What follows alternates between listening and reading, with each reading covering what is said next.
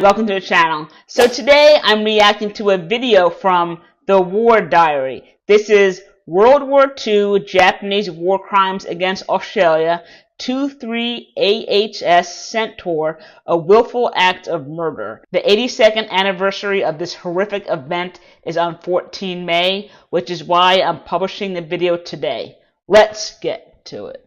On the 14th of May 1943, at about 4 a.m. off the coast of Queensland, east of Moreton Island, Australian hospital ship AHS Centaur was sailing through clear water in the pre-dawn darkness en route to New Guinea to help and transport seriously wounded and ill Australian soldiers from the battlefront. Brightly lit with red crosses to indicate it as a hospital ship, protected by international laws from being attacked, and a non-combatant clearly visible. The international laws that he is referring to are the Hague Convention as well as the Geneva Convention, which does protect non-combatants. Before this ship was converted into a hospital ship, Australia did remove all of the ornaments, including the naval guns as well as the Vickers machine guns. It then added several bright red crosses to it to identify it as a hospital ship and therefore a non-combatant and protected. Centaur was considered by Australians as a symbol of humanity, kindness and mercy, in stark contrast to the horrors of war. Most of the 332 people, mainly Australian Army nurses, ambulance drivers, members of the 2nd 12th Field Ambulance and medical staff who were on board, were asleep. Centaur glided through the waters quietly and peacefully. At the same time, hidden from sight, prowling the same waters, was a Japanese submarine.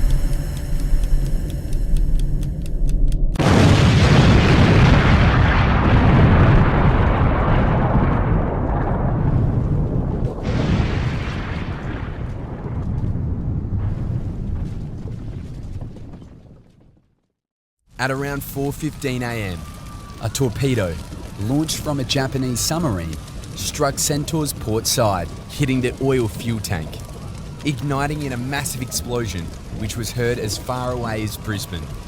The bridge superstructure collapsed and the funnel crashed onto the deck. Everything was covered with burning oil, and fire quickly began to rage across the ship. As water rushed in through the gaping hole in her side, those who managed to get off the burning ship were killed in the water by flying metal, dragged under the water by the fast-sinking ship, or burned by the flaming oil. Many of those on board not killed in the explosion or fire were trapped as the ship started going down bow first.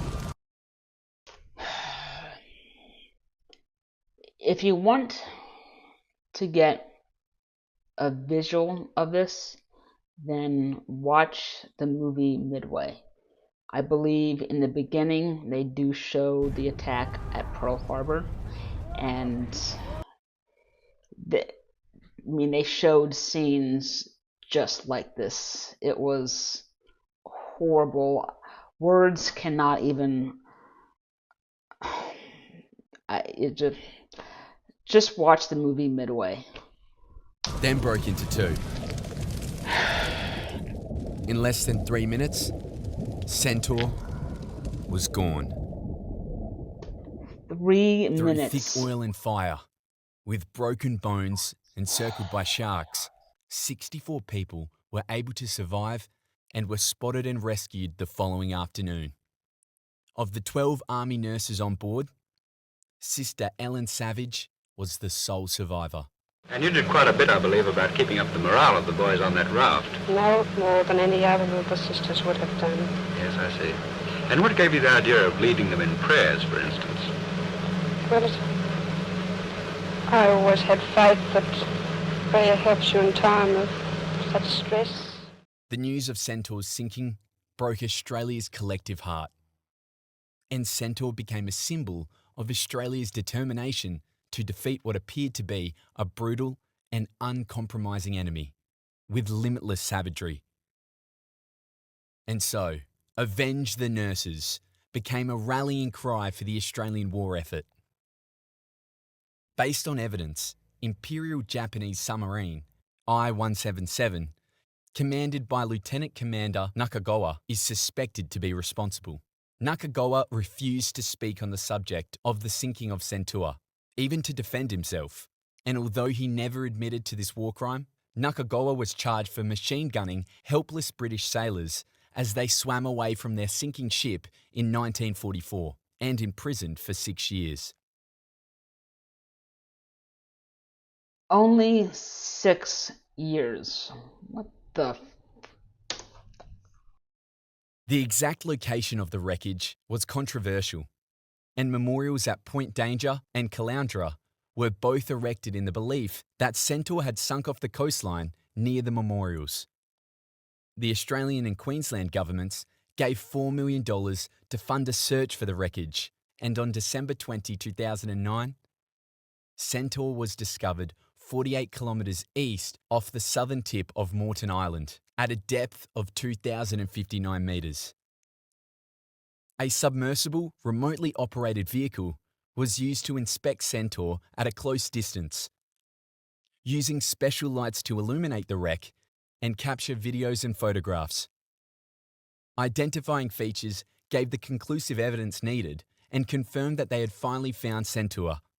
Family and friends of those who perished finally had some closure, and the Centaur wreck site was marked as a war grave, protected with a navigational exclusion zone under the Historic Shipwrecks Act.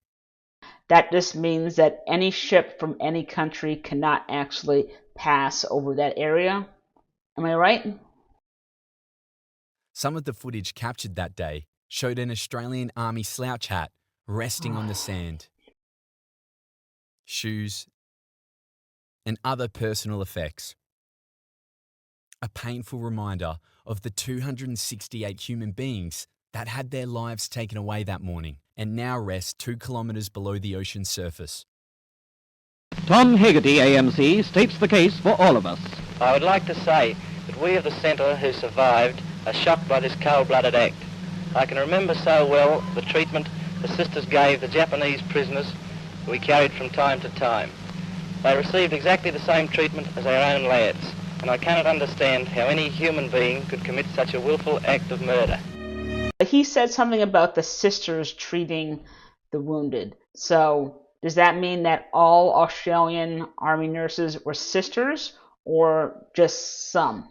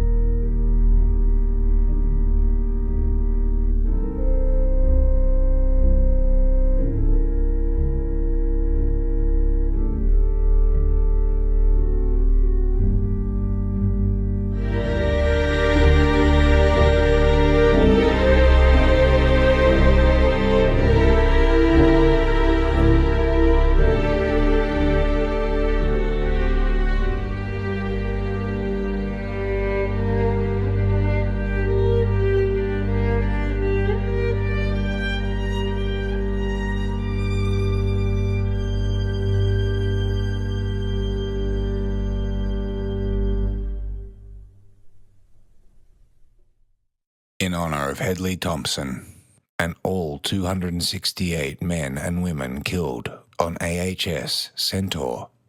Lest we forget.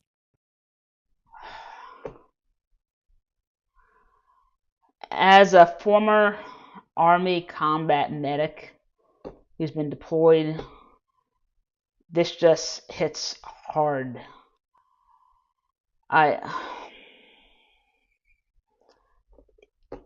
It's just hard to imagine being in that situation. I mean, what kind of evil person would do that?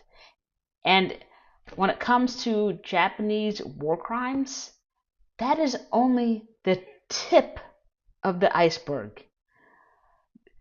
They were just as bad, or maybe even worse, than the Nazis. And I wanted to talk about the USS Mugford and Talmadge Johnson. The USS Mugford was an American destroyer who actually was on an escort mission with a British steamer ship called the Sussex. It left Brisbane on the morning of 15 May, and that is when it actually came across the survivors in the water. And one of the gunner's mates who was guarding the rescue was actually Talmadge Johnson. And if you go to the Australian War Memorial website, you will find all kinds of information on the story, including what he did at Pearl Harbor. It is mind-blowing what he actually did. But this was not Australia's only naval disaster. Australia's worst naval disaster of all history was on July 1st, 1942, when 1,054 people died when the Japanese merchant ship, the Montevideo Maru, that was transporting Australian POWs and civilians from Rabaul to Hainan, when it was sunk by an American submarine. Iconic rock legend Peter Garrett's grandfather was on that ship and actually died. The reason why I wanted to bring this up was just to put into perspective that war does affect people and it does affect families. And I think that's a very important perspective that all of us need to have. To put things into perspective more, over 415,000 Australians fought in the First World War.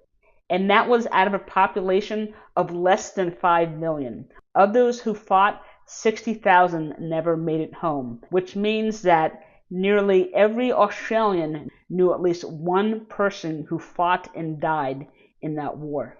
Thank you guys for watching. If you do want to learn more about Australia's military history, then here you go, lest we forget.